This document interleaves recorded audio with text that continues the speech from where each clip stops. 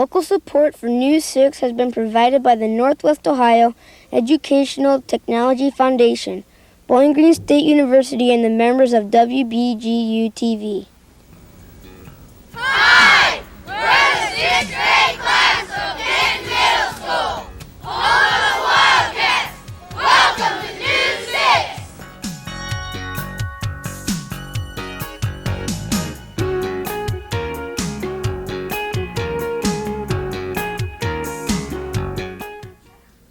Hi, I'm Jason Mott from Kenton Middle School.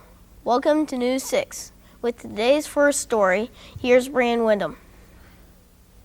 For our first story today, News 6 visited the Penny Reed School of Dance and Gymnastics, where kids of all ages go to dance and tumble. Here's Lindsay Reed with the story. If you can imagine it, you can achieve it. If you can dream it, you can become it. Come with me and see Penny Reed and her dance studio to see what she believes. When did you start dancing? I started dancing when I was about 5 years old, so I guess you could say I've been dancing pretty much all of my life. Penny, what is it like being a dancer? It's a lot of hard work.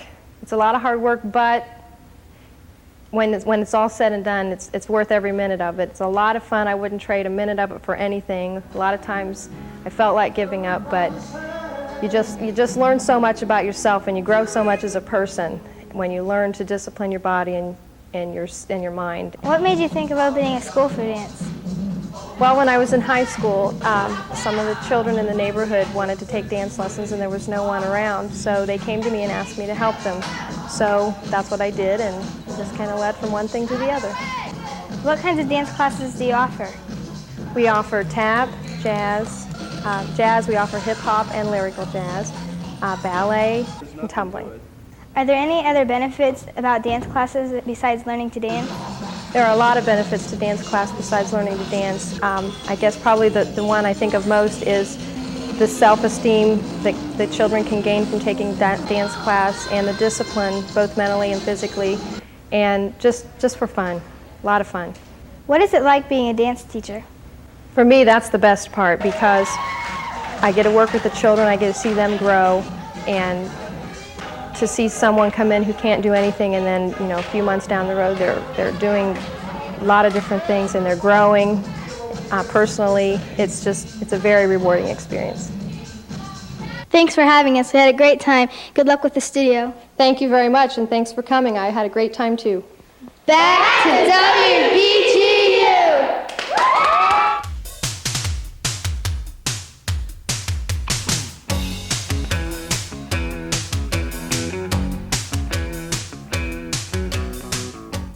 Today's News 6 is produced by the 6th grade class of Kenton Middle School.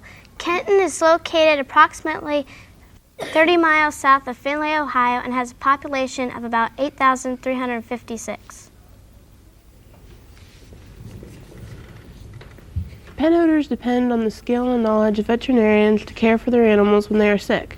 For our next story today, News 6 visited Dr. Gary Kenton, who spoke with us about his practice. Thanks, Casey. Hi, I'm Megan Kinnison. I'm here with Dr. Kinnison, and he's a veterinarian. What made you want to become a veterinarian? I grew up on a farm in southwestern Ohio, so I had a lot of exposure to farm animals and dogs and cats as a child, and I was also very interested in science. So when I started attending college, I became interested in animal science, and after a few years I became interested in veterinary medicine. What type of education do you need to become a veterinarian? I attended college for over 7 years at Ohio State University. First 3 years I earned a bachelor's degree in animal science and college agriculture, and the last 4 years I was in College of Veterinary Medicine, and when I graduated I received a Doctor of Veterinary Medicine degree. What type of practice do you have? I have what's called a mixed practice. We're located here in a rural community. I take care of both large animals like horses, cattle, swine, and small animals like dogs and cats. And I spend about 50% of my time working with both large and small animals. What type of treatments do you do in your clinic? We provide, like I said, a general practice. We do routine surgeries such as neutering of dogs and cats, plus fixing fractured, broken bones, and also preventive health care, giving vaccinations to prevent infectious diseases, and also taking care of sick and injured animals. What type of tools do you use when you take care of the animals? The tools, or we would say instruments we use routinely, are almost very similar to what's used in human medicine, other than the fact we have some specialized tools because we're dealing with different species. What's the most unique animal you have ever treated? I have one client who raises North American mountain lions or cougars. If someone is interested in becoming a veterinarian, how can they prepare? Well, basically, you just follow the college preparatory classes. I believe that's how they refer to it in the school system, as you would preparing for college. Thanks for letting us come. Well, I'm happy your class could visit today, Megan. I hope you had a good time and really had an opportunity to learn something today. Back to WBGU. Most kids love to hang out with their friends at the local shopping mall, but not every town has one. Today's Kids View question asks the 6th graders at Kenton Middle School how they would feel if a mall was being built in Kenton. Hi, my name is Patricia Larson. This is the Kids View question. If there were a mall built in Kenton, what would your thoughts be about it? If there was a mall built in Kenton, I think it would be a great place because it would bring money into Kenton. If there was a mall built in Kenton, I would like it because if I didn't have anything to wear, I would shop there. If there were a mall built in Kenton, I think it would be a good place to go after I get my homework done to hang out. For our last story today, New 6 learned about the interesting yet long process of making pottery. Here's Brandon Mag with the story. Thanks, Carmen. I'm Brandon Mag, and I'm here with a story with Darius Eisenbarger, and he makes pottery. Is this a family business? Yes, it's family business. My daughters and my wife, and even my sisters help me out. How often do you work on the pottery, Darius? Generally every day. I can't stop really.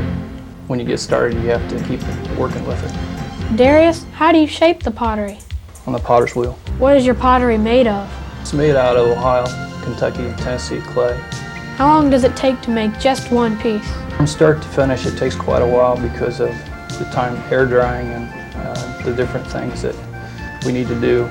But generally, making the pot on the wheel only takes a few minutes. How do you dry the pottery? We air dry our pots before we fire them. How do you color the pottery? We put a glaze on, and I make my own glazes. Darius, how do you get all the different colors? We use iron oxides, and there's green iron oxide, and cobalt is blue, and iron red makes a red color. And there's a lot of other chemicals that we use to make different colors. What do you do after you color the pottery? We fire the pots at 2400 degrees, and that melts the glaze on the pots. What is the biggest pottery you've ever made? About 5 foot, and the reasoning for that is because I can't get anything bigger in the kiln. What's the favorite piece you've ever made? I like to make large vases. Thanks for letting us come to your place, and good luck in your business, and thanks to you too. You're welcome. Back to WBGU. Thank you for joining us today. Tune in next week when Arlington Middle School visits News 6. Have a great day.